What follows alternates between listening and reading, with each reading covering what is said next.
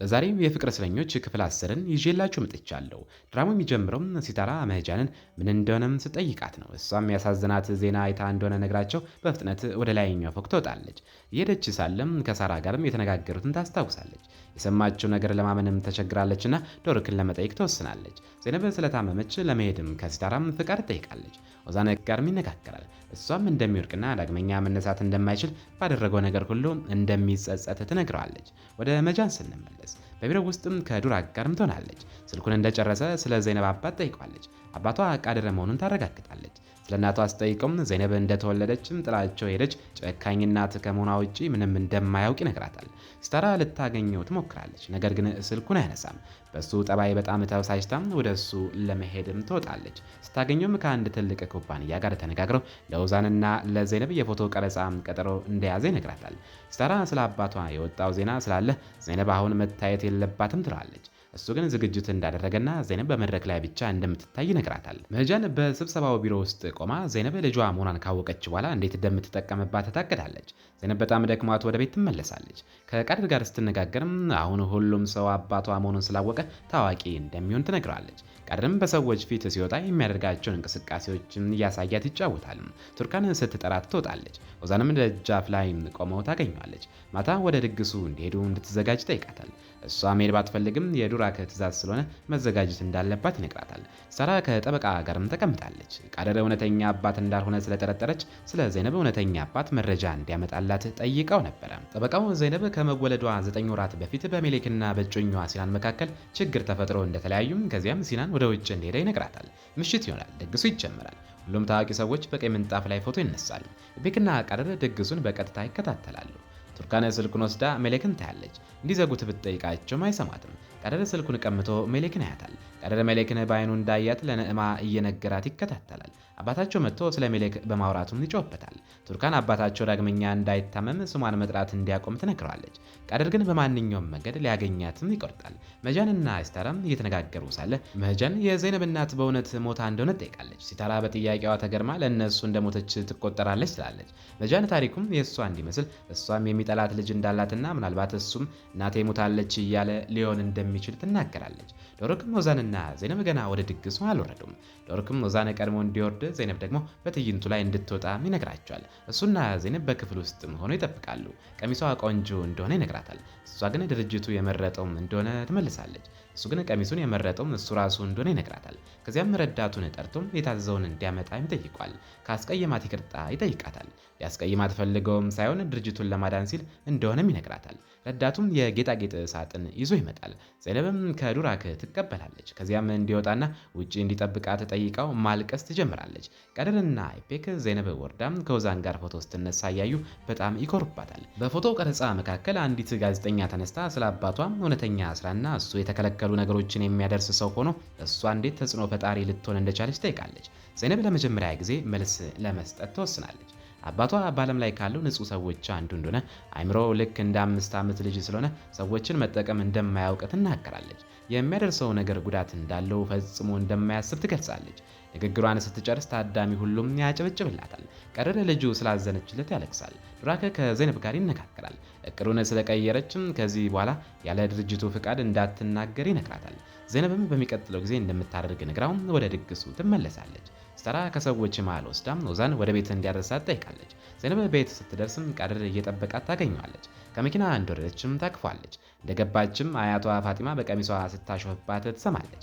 ቃድር ግን ቀሚሷ ቆንጆ እንደሆነና እሷ አርጅታ ስለሆነ እንዲህ አይነት ቀሚስ መልበስ እንደማትችል ይነግራታል።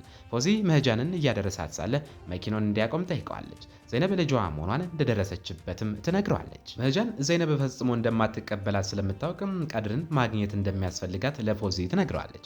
ምክንያቱም ቃድርን ወደ ልጇ ለመድረስ ብቸኛው መክፈቻ ቁልፍ እንደሆነም ታውቃለች። ወደ ዘይነብ ስንመለስ ልትተኛ ወደ ክፍሏ ገብታም ከኢፔክ ጋር እየተጫወተች ትቆያለች። ከዚያም ዱራክ የነገራትን እያስታወሰችም እየተከፋች ትዘፍናለች። እሷና ዱራክ ሌሊቱን ሙሉም እያለቀሱ እርስ በርሳቸው ሲያስቡም ያድራሉ።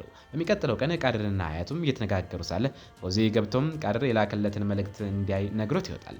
ቃድር መልእክቱን ሲከፍተው ፎዚም ከ5 ደቂቃ በኋላ እንዲወጣና ድንገተኛ ነገር እንዳዘጋጀለት ይነግረዋል። ቁርስ በልተው እንደጨረሱም ፎዚ ይወጣል። ቃድርም ተከትሎት መሄድ ወደ ተዘጋጀው ቦታ ይጓዛል። ዘይነብ ወደ ድርጅቱም ትደርሳለች። ትደርሳለች።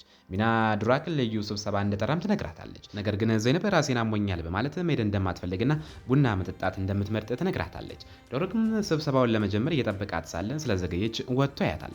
ቡና እየጠጣች እንደሆነ ሲያይ እንድትከተለው ያዛታል። ቡናዋን ጨርሳ እንደምትመጣ ትነግረዋለች። ዱራክም ወደ ቢሮ ይመለሳል። ዘይነብ ተከትለው ትገባለች። ዶሮክ ስለ አዲሱ እቅድ ይነግራቸዋል። እሱም ግንኙነታቸው በጣም ፍጹም ከሆነ ሰዎች በፍጥነት ስለሚሰለቹ ዳግመኛ የሰዎችን ትኩረት ለመሳብና ትኩስ ዜና ለመሆን በግንኙነታቸው መካከል ክህደትና መለያየት መኖር እንዳለበት ያስረዳቸዋል። በዚህ መሃል ፎዚና ቀድር ድንገተኛ ነገር ወዳለበት ቦታ ይደርሳሉ። ቀድርም ሜሌክን በፊት ለፊቱ ሳያት ማመን ያቅተዋል። በደስታ ብዛትም ሮጦ ያቅፋታል። ወደ ስብሰባው ስንመለስ ሲታራም ኦዛን ከሌላ ሴት ጋር እንዲወጣና ዘይነብ ደግሞ ደርሳባቸው እንዲለያዩ ከዚያም ዘይነብ ለመመለስ እስክትወሰን ድረስ የድራማ እንደሚቀጥል ትነግራቸዋለች። ኦዛን ግን ይህ ስሙን እንደሚያጠፋውና ሰዎች እንዲጠሉት እንደሚያደርግ ቢሰጋም ለድርጅቱ ሲል ሌላ አማራጭ ስለሌለ ይስማማል። ሜሌክ ለቃድር ሁሉንም ነገር ያበላሸው ክፉ አባቷ እንደሆነና በእሷ ምክንያት ለደረሰው ነገር ሁሉ በጣም እንደተጸጸተች እየመለሰች ትነግረዋለች። ከልጃቸውም ከዘይነብ ጋር እንደተዋወቀች ነገር ግን እውነተኛ እናቷ እንደሆነች ለመንገርና ለማቀፍ ገና እንዳልቻለች ትገልጻለች።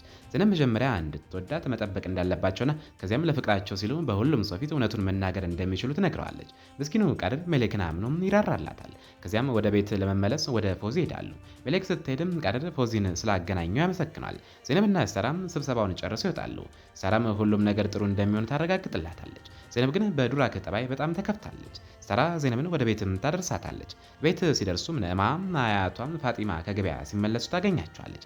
ጥቂት ከተነጋገሩ በኋላ ሲታራ ለመሄድ ትሰናበታለች። ፎዚና ቀድርም አብረው ሲመለሱ የሲታራን መኪና ያሉ ፎዚ እንዳታየው በፍጥነት ይደበቃል። ነገር ግን እሷም ቀድማ አይተዋለች። ቀድር ወደ ቤት እንደገባ ሲታራ ታቆመዋለች። ከጀርባ የሚሰሩትን ሴራ ለማወቅ ጠይቀዋለች። እሱም ለሜሌክ ሁሉንም ነገር እንዳወቀችና ወደ ዘይነብ ለመቅረብም ቀድርን ማግኘት እንደፈለገች እሱ ግን ለዘይነብ ምንም እንዳልነገራት እምነቷንም እንዳልካደ ይነግራታል።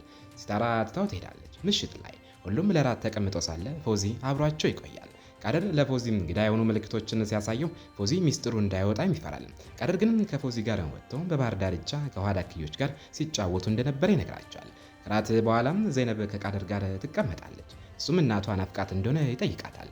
ዘይነብ ግን ፈጽሞ እንደማታውቃትና ለማወቅም እንደማትፈልግ ነግራው ትወጣለች። ዘይነብም ኢፔክም ስለምን እንደምታወራ ስላልገባት ዱራክን ልታናግረው ትወጣለች። እሱም ቤቱ ደጃፍ ደርሶም ታገኘዋለች። ዱራክም ኢፔክንም ለድርጅቱ ጥቅም ሊጠቀምባት እንደፈለገ ስላሰበች ትጨቃጨቃለች። እሱ ግን ሲታራ በእቅዱ ውስጥ ስላለችበት ምንም እንደማያውቅ ይህን የሚያስቀይማት ከሆነ ደግሞ ቀረጻው እንደሚሰረዝ ይነግራታል። ዘይነብም እሷ የእሱ ሰራተኛ ብቻ እንደሆነችና በመካከላቸው ምንም አይነት ጓደኝነት እንደማይኖር ነግራው ትገባለች። ቀድር በዝምታ እንዲነጋገሩም ዱራክን ተከትሎት ይወጣል። ፎዚ በየደቂቃው ስልኩን እያየም ከአንድ ሰው ጋር ሲያወራ ቱርካን ተጠራጥረው ትከተለዋለች። ቀድር ለዱራክ ከሜሌክ ጋር ስላሳለፈው ጊዜና እሷን በማየቱ ምን ያህል ደስተኛ እንደሆነ ይነግረዋል። ነገር ግን ዘይነብ ብታውቅ ምን ሊሰማት እንደሚችል ይሰጋል። ቀድር ግን ዘይነብ እንድታዝን ባይፈልግም ከሜሌክ መራቅ እንደማይፈልግ ይገልጻል። ኦዛን ለቀረጻ ወደ ድርጅቱ ይደርሳል። ነገር ግን በዘይነብ ምክንያት ቀረጻው እንደተሰረዘ ሲሰማ ወደ ዱራክ ቢሮ ሄዶ ይጮህበታል። ቀድር ወደ ሜሌክ ይሄዳል። እሷን በማየቱም በጣም ደስተኛ ቢሆንም ሜሌክ ግን በየደቂቃው መገናኘታቸው አስፈላጊ እንዳልሆነም ታሳስበዋለች። ፎዚም ጥሏቸው ይሄዳል። በዚህ መሃል ሲታራ መታም ትጠራቸዋለች። ኦዛን አሁንም በዱራክ ላይ እየጮኸ ነው። ዶሮክ ወደ ድርጅቱ ከመጣ ጀምሮ ሁሉም ሰው እሱን መውደዱንና ዘይነብም ጭምር ወደ እሱም ትኩረት መስጠቷ እንዳበሳጨው ይናገራል። ዶሮክ ስለ ዘይነብ እንዳያወራም ይከለክሏል። እነሱም ሲጨቃጨቁ ዘይነብና ሌሎች ሰራተኞች በድንጋጤ ይመለከቷቸዋል። ቀድርም ሲታራ ሲያያት በጣም ደስ ይለዋል። ሁሉም በአንድ ቦታ በመገኘታቸውም ተደስቶም ጥሏቸው ይሄዳል። ሲታራም ከመጃን ጋር መነጋገሯን ትቀጥላለች። ዘይነብንም ወይም ቀድርን እንድትጠቀምባቸው እንደማትፈቅድላትም ትነግራታለች። መጃን ግን ሁልጊዜም ደሜ ያሸንፋል ስትል ትመልሳለች። ይህም ማለቷም እሷ እውነተኛ እናት ስለሆነች እንደምታሸንፍ ገልጻ በንዴት ትሄዳለች።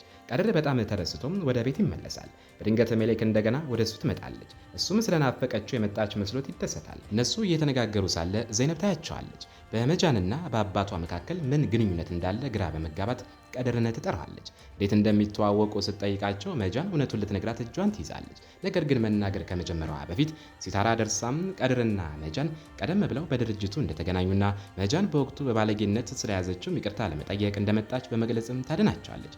ከዚያም ዘይነብም ቀድርን ይዛ ትሄዳለች። መጃን ግን በሲታራ ላይ በጣም ትበሳጫለች። መጃንና ሲታራ ወደ ድርጅቱ ይመለሳሉ። መጃን በኦዛንና በዶሩክ መካከል የሚፈጠረውን ጭቅጭቅ ለመከታተል ተደብቃም ትሰልላቸዋለች። ዶሩክ ሲታራ ስለ ኦዛን የሴት ጓደኛ ሲነግራት ትሰማለች። እሷ ማን እንደሆነች ለማወቅም ትጓጓለች። ሲታራ ወደ ዶሩክ ቢሮ ገብታ በእሱና በዘይነብ ቪዲዮ ታስፈራረዋለች። እሱ ግን ከዘይነብ ጋር ያለው ግንኙነት ስላበቃ ቪዲዮም አሁን ምንም ዋጋ እንደሌለውና እሷ ለነሱ ትርፋማ ኢንቨስትመንት ብቻ እንደሆነች ይነግራታል። ምሽት ላይ በዘይነብ ቤት ሁሉም ለራት ተቀምጠው ሳለ ዘይነብ በመጃንና በቀድር መካከል ስለተፈጠረው ነገር ትነግራቸዋለች። ቱርካንና አያቱም ቀድር መጃንን እንዳገኛት ይረዳሉ።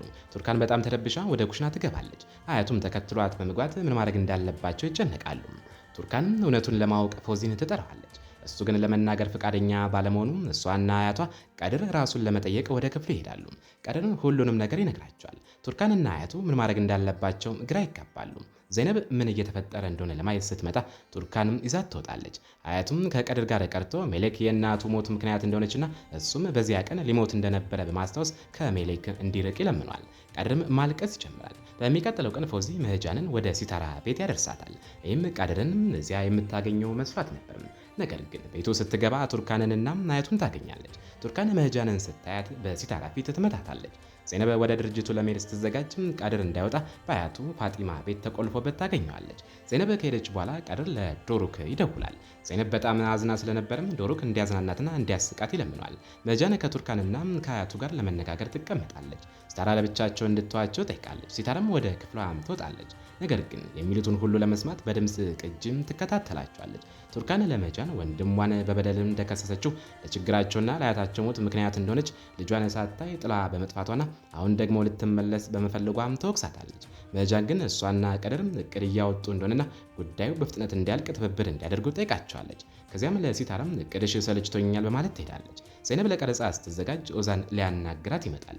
ረዳቷም ለጥቂት ደቂቃዎች እንድትወጣም ይጠይቃታል። ኦዛን ላደረገው ነገርም ይቅርታ ይጠይቃል። ቀደም ሲል በማንም ሕይወት ውስጥ አስፈላጊ ሆኖ ስለማያውቅ ብቻውን መሆኑ በጠባዩ ላይ ተጽዕኖ እንዳሳደርም ያስረዳታል።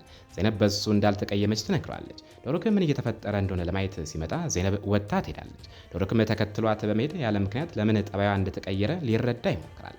ዘይነብ ግን በድርጅት ውስጥ ያለው ስራው ቋሚ ስለሆነ እንደ መሳሪያ እንዳይጠቀምበትም ትነግረዋለች። ዶሩክ ስለምን እንደምታወራም አይገባው። ሲታራም የነገረቻትን ሁሉ ልትነግረው ስትል ኦዛን መጥቶ ጊዜ ስለሌላቸው በፍጥነት እንድትዘጋጅ ይነግራታል። አያቱና ቱርካን ወደ ቤት ይመለሳሉ። ቀድርም ምን እንደተፈጠረ ለማወቅ ይወርዳል። አባቱ ከሜሌክ እንዲርቅ ዳግመኛም እንዳያገኛት ቃል እንዲገባም ይጠይቋል። ቀድር ግን በዚህ በጣም ይከፋል። ከቤት ወጥቶም ምን ማድረግ እንዳለበት እያሰበ ሳለ ለፈውዚም ይደውላል። ነገር ግን ሜሌክ ስልኩን አንስታ ሁልጊዜ በሚገናኙበት ቦታ እንዲመጣ ጠይቋለች። ዘይነብና ኦዛን ትርኢታቸውን ይጀምራሉ። ኦዛን ወደ ሲታራ ሄዶም የሆነውን ይነግራታል። ዘይነብን እንዲንከባከባትና ወደ እሷ እንዲቀርብ እንድትረዳውም ይጠይቃታል። ከዚያም የቀረጻ ስራውን ለመቀጠል ሄዳል። ቀድርና ሜሌክ በባህር ዳርቻው ተገናኝተው ይነጋገራሉ። ሜሌክ ማንም እንዳለያያቸውና ከእሱና ከዘይነብ ጋር በአንድ ቤት ውስጥ ለመኖር እንደምትፈልግ ትነግረዋለች። ቀድርም በሚያሳዝን ሁኔታ ያምናታል። ሲታራ ወደ ዘይነብ በመሄድም ወደ ኦዛን እንድትቀርብ ትገፋፋታለች። የኦዛን አባትም ከእሱ ጋር በነበረው ግንኙነት በጣም ጨካኝ እንደነበርና ይህም ኦዛን እንዲሻክር እንዳደረገውም ትነግራታል። ወደ ቀድር ስንመለስ ወደ አባቱ ሄዶም የነገረውን ላለመስማት በመወሰኑ ይቅርታ እንዲያደርግለት ይጠይቋል። ከሜሌክ ጋር ለመቆየት መወሰኑንና ዘይነብ ስትመለስ እውነቱን ሁሉ እንደሚነግራት ገልጾ ጥሏቸውም ይሄዳል። ዘይነብ ቀረጻው ወዳለበት ቦታ ትደርሳለች። ኦዛንም ያገኛታል። ጥቂት ከተነጋገሩ በኋላ ስራቸውን ለመጀመር ይገባሉ። ዘይነብ ዶሩክን ለማበሳጨት ሆን ብላ ወደ ኦዛን ትቀርባለች። ዶሩክም በሁኔታው ተበሳጭቶም አካባቢውን ጥሎ እስኪሄድ ድረስ ይህን ታደርጋለች። ምሽት ላይ ቀድር ማንም ሳያየውም ተደብቆ ይወጣል። ወደ ዶሩክ በመሄድም የሆነውን ሁሉ ሊነግረው ይወስናል። በዚህ መሃል መጃን ዘይነብን ለብቻዋ ወስዳ ልታናግራት ትሞክራለች። ነገር ግን በዘይነብ አንገት ላይ ያየችውን የአንገት ሐብል ድንገት መናገር እንዳትችል ያደርጋታል። እነሱ እየተነጋገሩ ሳለ ዘይነብም ወደ ዶሩክ ለመሄድ ስትወጣም ኦዛን ቀደም ሲል ስለሰማቸውም የስ ጓደኛው በስልክ ሲያወራ ትሰማለች። ስልኳ እንደወደቀባት በመምሰልም ከኦዛን ስልክ እንዲያገኝላት ጠይቋለች። ኦዛን ደውሎም ሲያልቅ ቁጥሩን ስታዩም የሲታራ መሆኑን ትረዳለች። ከዚያም ወደ ዶሩክም ትገባለች። ቀድር ወደ ድርጅቱም ደርሶ ወደ ዶሩክ ቢሮ ይወጣል። በሚያሳዝን ሁኔታ ዶሩክ ከሜሌክ ጋር ሆኖ ያያቸዋል። እነሱ ተቀራርበው ሲያይ ቀድር በድንጋጤ ቆሞ ይቀራል። የዛሬው ክፍል ይመስላል። በቀጣይስ ምን ይፈጠር ይሆን?